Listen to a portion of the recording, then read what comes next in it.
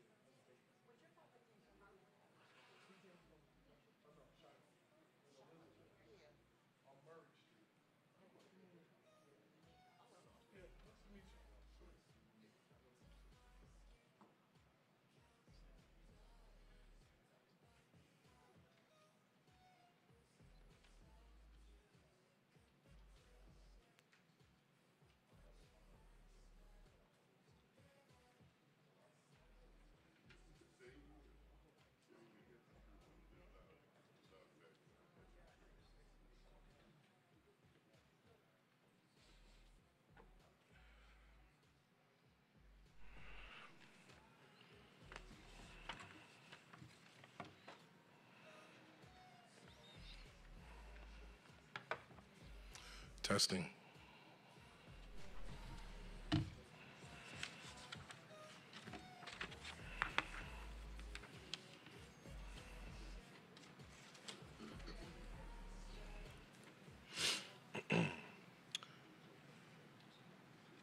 Greetings and good morning, and I greet you in the proper greeting for the programming of the day.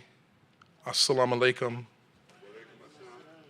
It is with glorious honor that I am pleased to stand on today as the acting director for the Center for Africana Studies here at our beloved Kean University. Today is Thursday, January 23rd, 2025. And today is a significant day, but the month is extremely significant as well. For it is on today that we are just passing the celebration of the life of a man who stood for exactly what we are doing here today, the late Reverend Dr. Martin Luther King Jr. And I stand as an individual who is excited about the program that you are about to engage in. We are here to celebrate. Turn to somebody next to you, say, we're here to celebrate. Wow, that sounded very celebratory. Come on now, we can do a little bit better than that. I know we don't have balloons and things of that nature, but we are here because it is this month, the month of January, that the Honorable Governor, our Governor Philip Murphy, has declared it to be Muslim Heritage Month. And so in the state of New Jersey, not only are we celebrating that, but we are celebrating that because it's good to celebrate individuals and acknowledge individuals within our community. And so as I stand here, I do so letting you know that while I am a Baptist preacher, I have the honor of knowing that I serve a God whom my brothers and sisters serve as well in a different facet in faith. And it was last semester that I had the pleasure of taking my study a bit further, even though I studied at Princeton Theological Seminary. When I was at Princeton, my major study was centered around understanding all religions. And so one of those key religions, obviously for me, was Islam. And the reason why I wanted to study it was because, and I'll share this personal story before I move into our program. As a young man who grew up as a Christian, I had a family member who acknowledged Islam as his belief. And I watched how he was treated, not only in our community, but in our family. And it was disheartening to me, knowing that as a Christian, I was seeing how he was being treated. And so I wanted to know more about Islam. And so my studies took me into, understanding and learning more about Islam through a man by the name of the Honorable Elijah Muhammad. And then from there, around that time, there was a film that was out entitled Malcolm X that Spike Lee directed, whom I had the pleasure of working with and for. And I learned more about this particular sect of Islam. But then it took me a bit further when I went to Princeton. And when I was there, I was able to do a documentary called Islam in America. And I studied Islam at Princeton. And so my degree and seminary took me to a space and place where I was able to invite the Honorable Minister Louis Farrakhan to my church in Newark, New Jersey, where he delivered a speech that showed me the community coming out as one. I came to find that there was members of my congregation who were Christians whose brothers and sisters were Muslim. And so now when you come to Metropolitan on a Sunday morning, nestled in the heart of Newark, New Jersey, you will find a Muslim brother and sister sitting next to a Christian brother and sister because we were able to just go deeper into understanding the components of faith.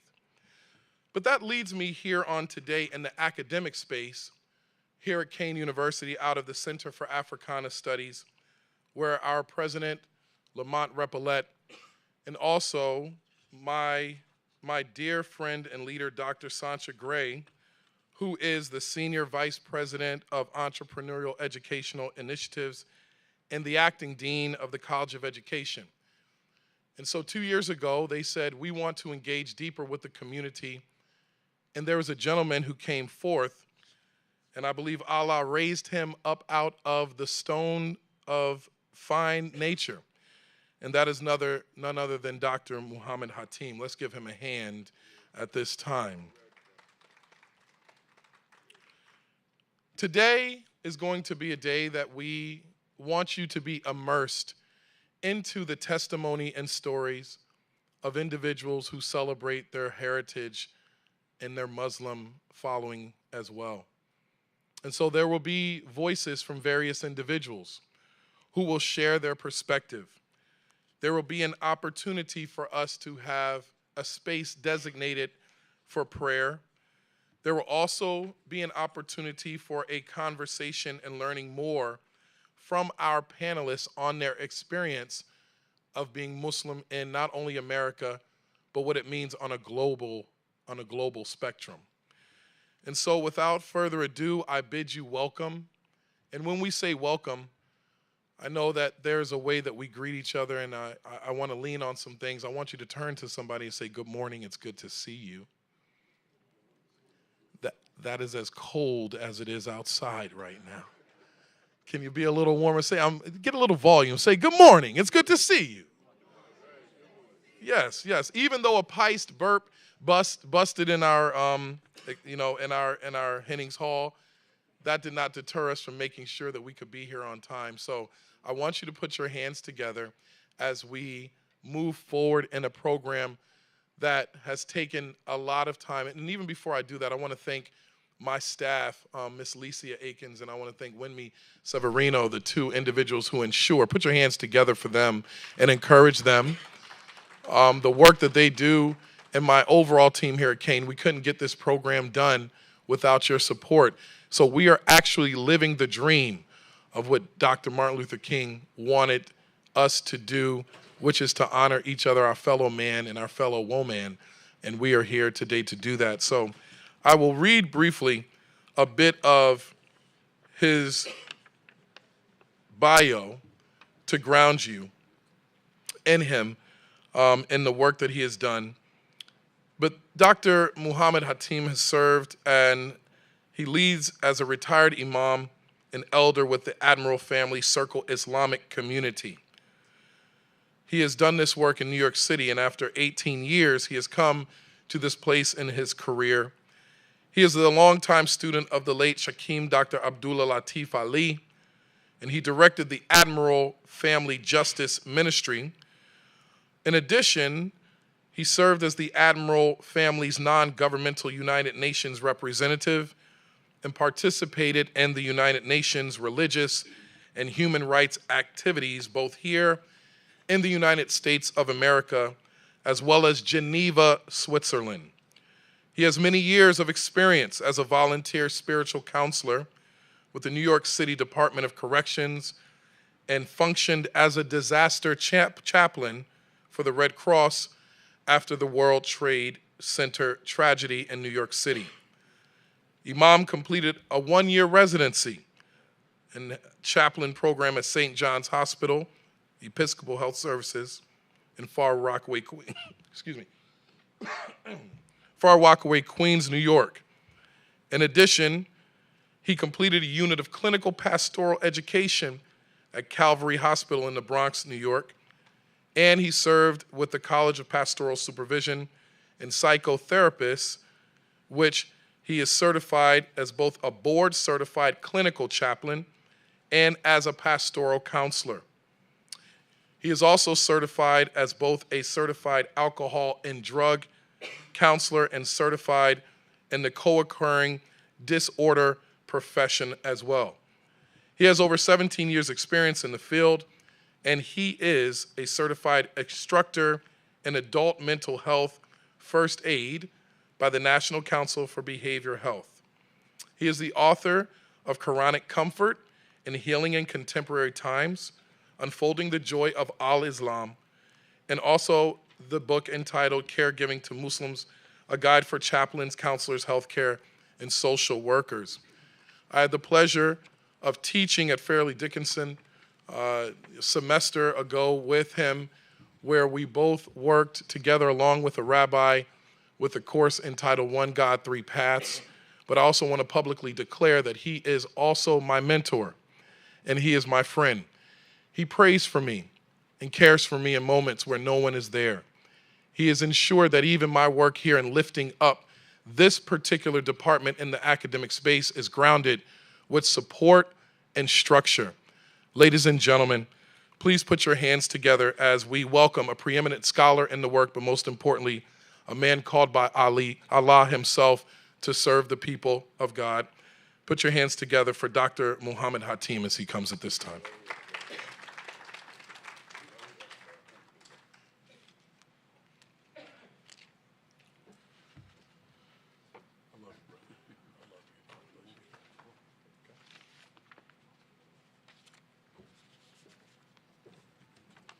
Assalamu alaikum. That introduction was so long, I almost fell asleep.